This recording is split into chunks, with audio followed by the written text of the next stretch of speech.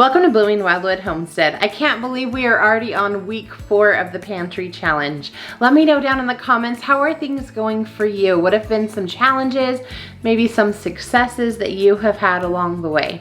Now that we're about a month in, it's really a good time to start evaluating where we have holes and where things were really looking good, and make some plans for moving forward and restocking our pantry in the coming year.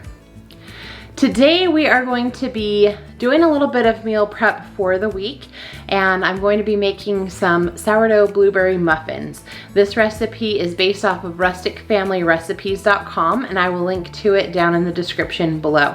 I have made a few changes and I'll walk you through those changes as we are working through the recipe today. And then later, we're gonna make some dinner and pop out and see kind of what's going on in the garden and some of our experiments that we've been working on. So let's get to it. We're working with a few different ingredients here, but it's a pretty simple recipe. The actual recipe calls for putting things in 2 different bowls, and I honestly just like a one pot thing. So we're gonna go ahead and do everything in one bowl, make it simple and easy. So I'm gonna go ahead and add the wet ingredients first, and then we'll put the dry ingredients mixed into that. We have our 4 tablespoons of melted butter. I did let that cool just a touch so that I'm not overheating my other ingredients. We're going to add the sourdough starter, 1/2 cup. Okay, we're gonna try this angle and see if we can do just a little bit better. So we've added the 4 tablespoons of melted butter. I have 1/2 cup of sourdough starter. The actual recipe calls for 3/4 cup of yogurt. I'm gonna use sour cream today. Happens to be what I have on hand. We are going to add 3/4 cup of sugar, 1 egg,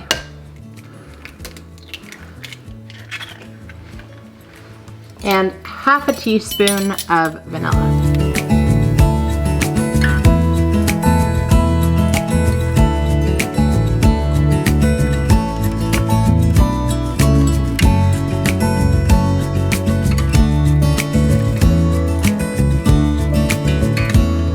All right. Now we're gonna go ahead and add our dry ingredients on top, and I'll kind of do a little mini mix of dry ingredients before I totally mix it into the wet. 2 cups of flour, 1/4 teaspoon of salt,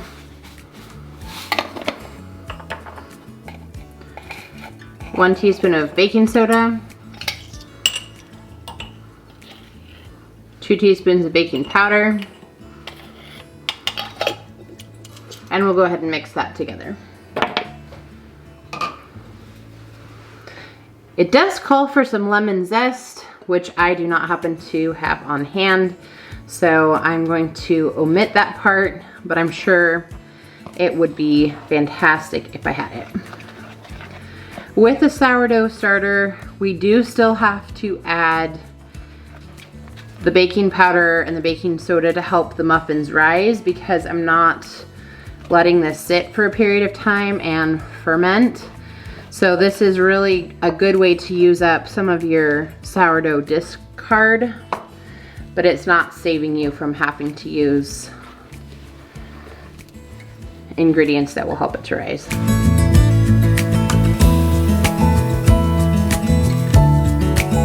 And that makes a pretty stiff dough.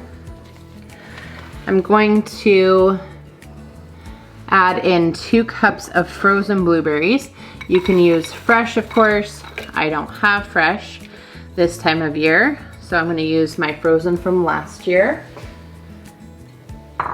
Actually, these were from a couple of years ago, which I wouldn't necessarily keep on hand, but I found these buried in the freezer, and we're gonna make good use of them because they're still in pretty decent shape. They do just have some extra ice, which I kind of tried to filter out.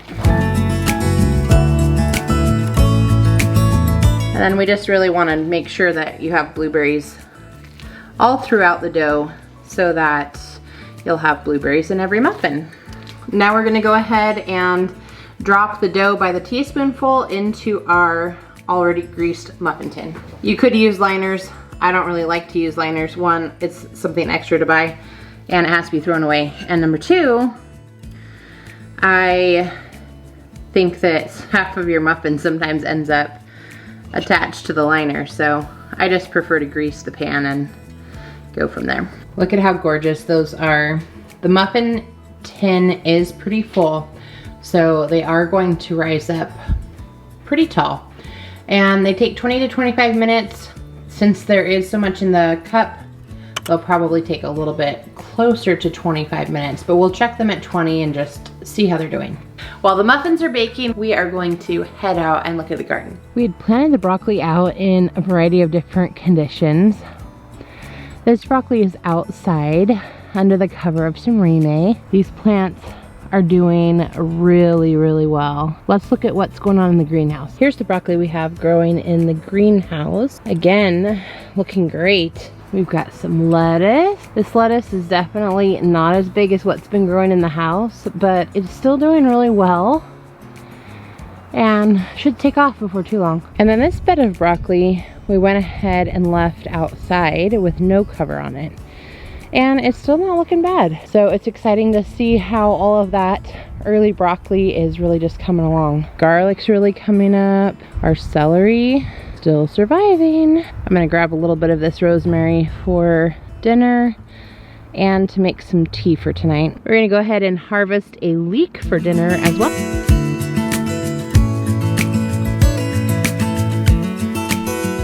These peppers are looking pretty good. You can see some of the varieties came up a little bit better than others. These were the ones started on the heat mat. We also have some cilantro. Definitely needs to be repotted. It's getting a little bit leggy. But the Anaheim peppers did really well.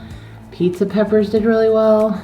We've got one Hungarian, so I'm kind of surprised about that, but it might have been older seed as well.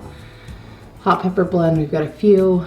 Habanero, we've got a couple. That one didn't come up quite as well. The poblano peppers, those came up pretty well. So far the heat mat has been a bit of a success. I might try some more to start some more habanero, but it hasn't quite been the 25 days yet, so we're getting close, but maybe something else will show up. We'll see. Well, we needed a couple of things from the garden for today's dinner, so we had to go do that first. We are cooking up a couple of pork chops. I have them in my small Dutch oven, and I'm going to use a couple of things from the garden and something from the pantry. First up, I'm gonna go ahead and put a can of cream of mushroom soup over the top of the pork chops. If you're not a fan of cream of mushroom soup, you could always use a can of cream of celery, or you could make your own cream of mushroom, which I know would be preferable. However, this just happens to be what I have on hand. We're going to cut up a leek.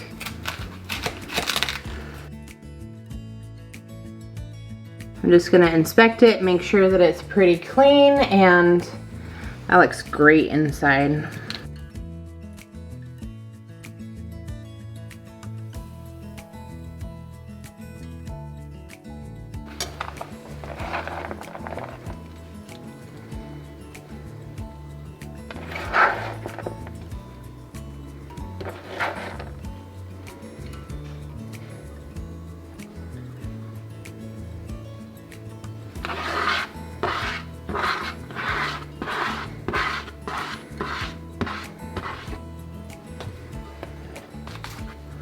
And then we're gonna add a little bit of rosemary.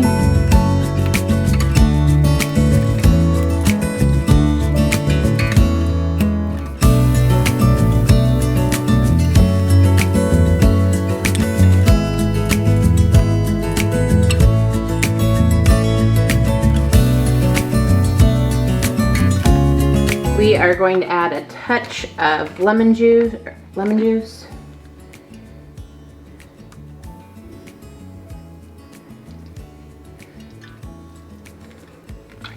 And a little black pepper.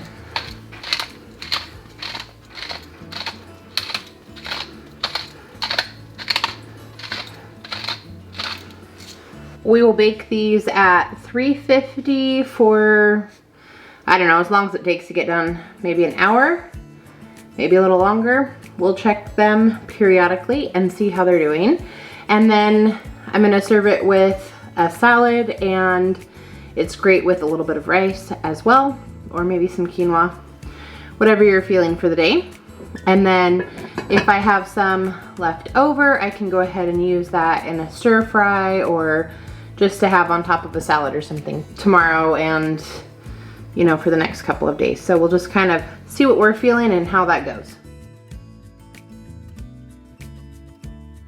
The pork chops just came out of the oven, and it's been about an hour, and they're falling off of the bone here. So I know that they're finished and ready to eat. I'm gonna go ahead and get it plated. And then I like to use a little bit of the extra gravy to put on top of the rice, or if you wanted to cook potatoes or something alongside. It just makes a flavorful addition to whatever side dish you're using. And here we have the final meal. I cooked up a little bit of rice with a garlic and herb seasoning mixed in, and now I have some extra rice, and extra pork chop will be used for stir fry later on in the week. I hope that you enjoyed today's video. Let me know down below what are some things that you are working on with the Pantry Challenge and successes you've had. If you enjoyed today's content, don't forget to like, and I would love to have you subscribe and be a part of our community here. Until next time, bye everyone.